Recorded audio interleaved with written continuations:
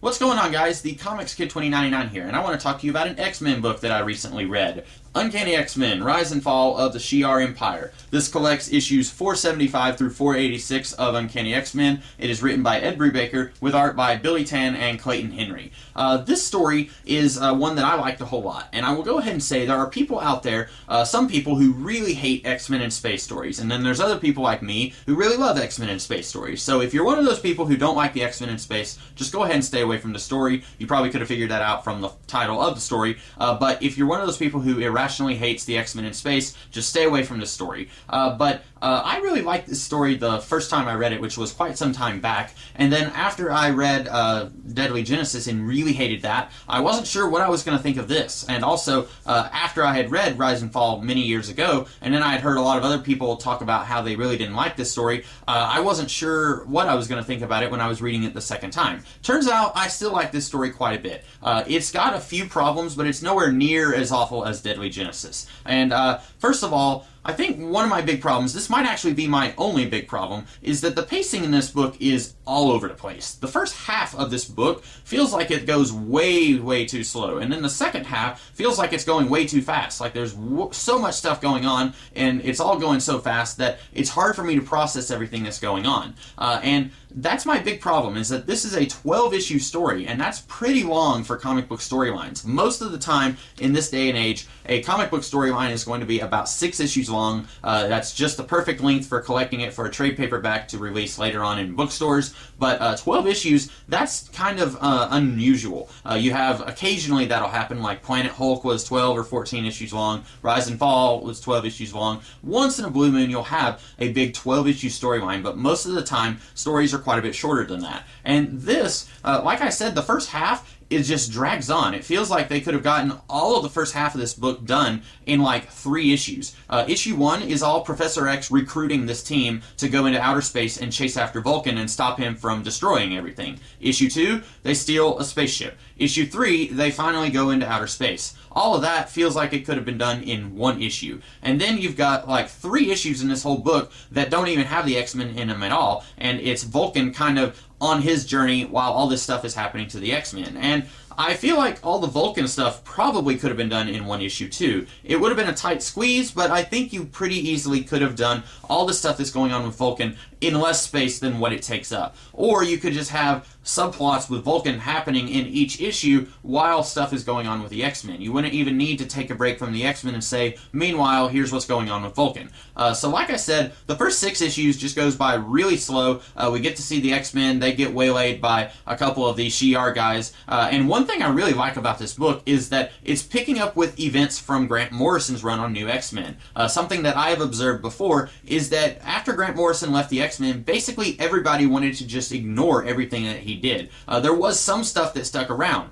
Some of the characters that he created, they stuck around, like Dust and the Stepford girls. They were still hanging out in the X-Men, but mostly a lot of his plot stuff was just kind of ignored or retconned, and I really like that the stuff with Cassandra Nova taking over Charles Xavier's brain and then mentally controlling, not Cassandra, Lilandra, all of that stuff is still being referenced here, and all of the Shi'ar people really hate Professor Xavier because of all that stuff. So I really like that this is picking up with some plot stuff from Morrison's run, and all of that comes into play for a little bit. That kind of, I don't want to say it's a red herring, but these Shi'ar, they kidnap Professor Xavier, and that kind of takes the book in a detour away from the main plot of trying to stop Vulcan. And meanwhile, you've got Vulcan. He meets up with Deathbird, who I don't even know the last time that she was in an X-Men book before this, but he and her, they fall in love, and then they get married, and I don't really like that relationship. I think it could have been made to work if they had really taken their time on it, but these two meet each other, and about 3 panels later, they're sleeping together. And that's one of those things where, in the last half of the book, all of this stuff is happening way too fast. Like, Vulcan meets Deathbird, they're sleeping together. That feels like that should have taken a few issues before that happens, but like, in one of these Vulcan issues, where the X-Men aren't even in it, it feels like they're saying that this takes place over the span of many weeks, and I feel like that's where this story should have slowed down a little bit, and you should have had a lot of this stuff take place over a little bit of time. In a way, I feel like this is kind of sort of similar to the TV show Game of Thrones, and also the books, which I don't watch Game of Thrones, I don't read Game of Thrones, but I'm loosely familiar with the plot of the story, where there's this question of lineage, who is going to be the next monarch, is it going to be this person, is it going to be that person, and everybody's kind of in a panic, who's going to be the next person to sit on the throne. That's kind of sort of what's happening here. You've got people manipulating Lilandra, trying to control her, and then they're trying to kill her, and they're trying to install someone else on the throne. There's a lot of crazy stuff going on here, and it feels like at times it needs to slow down, but then at other times it feels like it needs to put on the gas a little bit. I feel like the X-Men should have gone into space in issue 1. They don't have to be right in the middle of the story in issue 1, but they should have at least gotten into space by the end of issue 1. I don't think that we needed an entire issue of them getting a spaceship, and an entire issue of Professor Xavier asking Nightcrawler and Polaris and Havoc, hey, do you want to go into outer space with me? One other thing I didn't really like about this book, it's revealed in Deadly Genesis that Professor Xavier lost his telepathy as of the events of House of M. Then this story has him thrown into the M. crystal, which is this big giant ruby thing that's been sort of a plot MacGuffin in some of the bigger X-Men stories like Age of Apocalypse, and around the time after Jean became the Phoenix, there was one point where the X-Men were in space, but it was before the Dark Phoenix story where the M. crystal was a pretty huge thing. And they throw Charles Xavier into the M. crystal right around the time of Vulcan's wedding, and then that somehow restores his telepathy. I feel like Ed Brubaker is maybe confusing the M. crystal with the Siege Perilous, which was this big portal thing that when you walked into it, it would actually change your life and alter your life in some way. The M. crystal, the only thing that we've ever seen it do is it completely altered all of reality, and it didn't just change a character so that they had superpowers or anything like that, and B, it put Emperor Dakin into a coma way back in the late 70s. All it does to Professor Xavier is it restores his telepathy.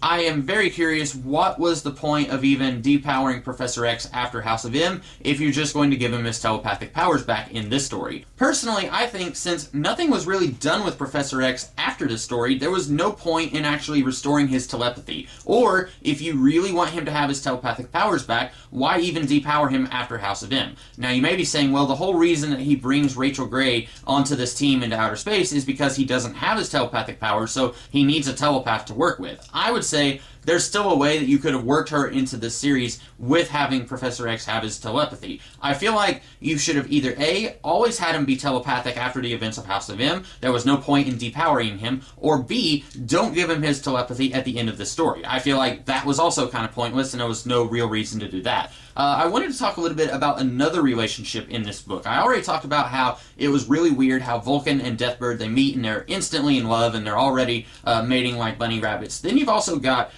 Corvus, who is this guy who was sent to kill the X-Men with this Phoenix sword thing, and Rachel Summers. And they exchange information telepathically, and then it's like they've known each other for a very long time because of this telepathic link that they formed. And I was willing to give this relationship a pass for a couple of reasons. Number one, telepathic stuff.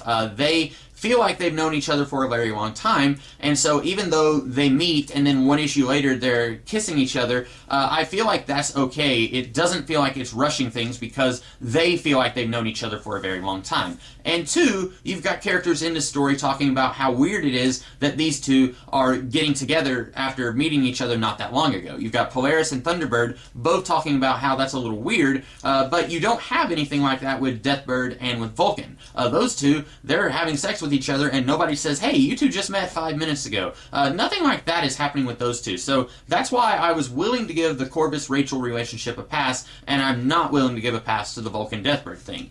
The only other thing that I wanted to complain about with this book is that it ends in a very strange place where Lilandra, some of the team is on the spaceship, and Lilandra says, okay, I'm going to secretly send them back to Earth, and then she teleports back onto the ground where this big, huge fight is happening. So, Nightcrawler, Professor X, Darwin, who is from one of the survivors from the Deadly Genesis miniseries, and Hepzibah, who is one of the Starjammers, they all make it back to Earth, basically against their will, because Lilandra says, okay, I want to get Charles Xavier out of here now that he's safe, I want him to go back home.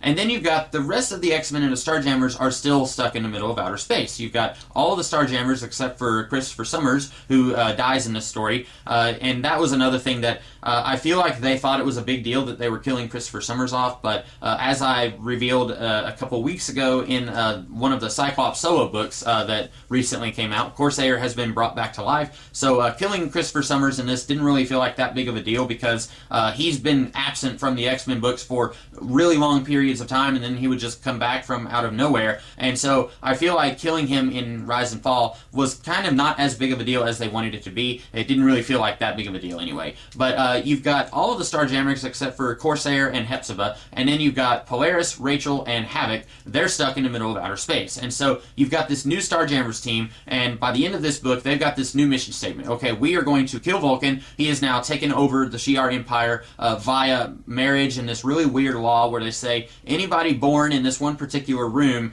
can rise to the throne of being in charge of the Shi'ar. I have no idea why Emperor Dakin would have even told Vulcan about that, because that seems like a really dumb mistake to make. But anyway, after Vulcan marries Deathbird, he kills Dakin and says, okay, I'm in charge now. And then Deathbird is like, yay, because I didn't want to rule anyway. And so now Vulcan is in charge. And like I said, all of that seems to happen really, really fast. It seems to be a thing where it should have taken a few issues for all of that to happen. But anyway, so you got this new Starjammers team, and they're talking about how, okay, our new mission is to take on Vulcan.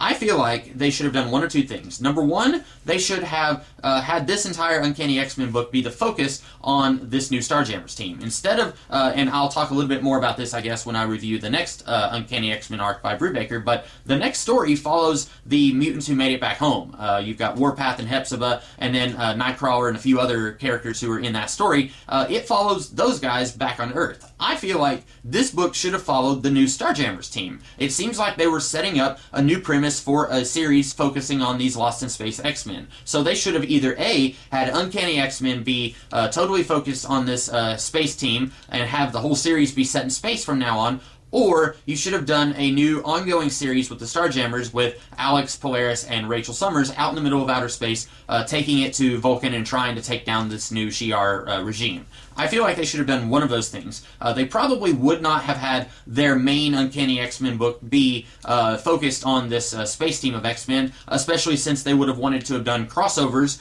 which this was right around the time when they were getting ready to do Messiah Complex, and from that point for like 4 or 5 years, they were doing like one X-Men crossover every year. So they probably weren't going to want to have one of their main X-Men books be set in outer space several thousand billion jillion light years away from planet Earth. They probably didn't want to do that. So I would have been fine with having Uncanny X-Men continue to follow the team that made it back to Earth, as long as we got to see another series that focuses on the Starjammers. The problem is, this book sets up a lot of really cool stuff with these characters, and then it doesn't do anything with them. We get to see the War of Kings storyline and the Kingbreaker storyline and all that stuff, but then after that, we don't really get to see much of these guys. They're stuck in space for like 6 or 7 years. It was around the time of Schism when Rogue went back into outer space to rescue these guys. And remember when I said that I was giving a pass to the Rachel Corvus relationship? I wish that they had actually done something with that relationship, because these two, they start dating in this book, and then Rachel and Corvus are both taken out of the book, and we don't really get to see them anymore until at the end of Mike Carey's run on Adjectiveless X-Men, we get to see Rogue rescue this team. So it feels like it's just kind of a waste of space with Rachel getting in a relationship with this guy, and then we don't get to see anything of that relationship. So really, one of my big complaints with this book, the one complaint is that the pacing is all wonky. At times it feels too slow, at times it feels too fast. My other big complaint is that it sets up this really cool idea of a group of X-Men and Starjammers who are in the middle of space, and they're going to be taking it to Vulcan. That sounds awesome, and then we don't get to see anything about that ever, other than the War of Kings storyline, which they're not even a big part of War of Kings. It's really more the Inhumans and the Shi'ar fighting against each other, and then I think they were in the Kingbreaker miniseries, which I don't remember much about. But I feel like they made a huge mistake by shafting all these characters and throwing them out in the middle of outer space, and then not doing anything with them in the middle of outer space. So overall, I enjoyed Rise and Fall of the Shi'ar Empire. It's not perfect, but I don't think it's as bad as everyone else lets on. You'll hear other people say that this is not a good storyline. Personally, I really liked it. I thought it was pretty good. So those are my thoughts on Rise and Fall of the Shi'ar Empire. I hope that you guys liked this video. If you did, be sure to like, share, comment, and subscribe. And I will be back later in the week with some other videos, and I will be doing some more X-Men videos in the near future. In the meantime, you guys have a great rest of the day. Catch you later.